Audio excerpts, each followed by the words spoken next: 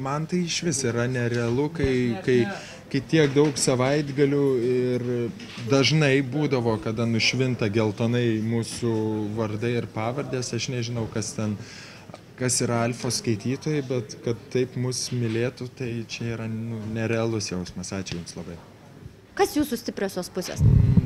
Nuoširdumas. Nuoširdumas ir mes Tai niekam tikrai. nemeluojam. Mes kokie esam, tokie ir esam. Tų arkliukų ir neturėjom. Jeigu būtume turėję Tai arkliukų, būtume būtume žaidę dažniau, išnaudoję pusfinalį. O kadangi mes arkliukų kaip ir neieškojom, kaip ir neturėjom, bandėm amplitudę didžiulę paimti kūrinių ir skirtumų. Tai tas gal ir pasiteisino, kad mes nešoliavom ant vieno arkliuko, o šokinėjom, strikinėjom ir keitėm. Ko bus labiausiai gaila pasibaigus žvaigždžių duetams? Gaila?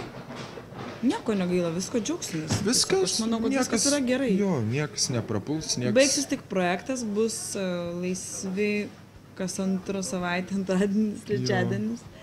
Vakarai. Nebebus filmavimų. Tada reikės susigalvoti kažkokios veiklos, nes net ne vakaras, o geras pusdienis bus laisvas.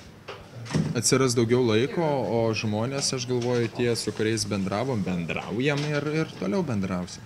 Iš tikrųjų, Judu su Vilija, jei neklystu, grinai prieš projektą susipažinote, ar ne?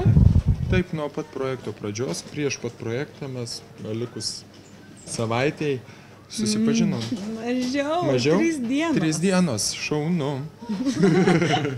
Ar galite pažadėti Jūsų dueto gerbėjams, kad bendrausite, draugausite ir galbūt dar kada padainuosite kartu? Ko gero. Manau, kad jo, jeigu pakvies mus kur nors kartu. Tai Jeigu aišku, norės padainuosim. matyti mus kartu, tai mes ir būsim kartu.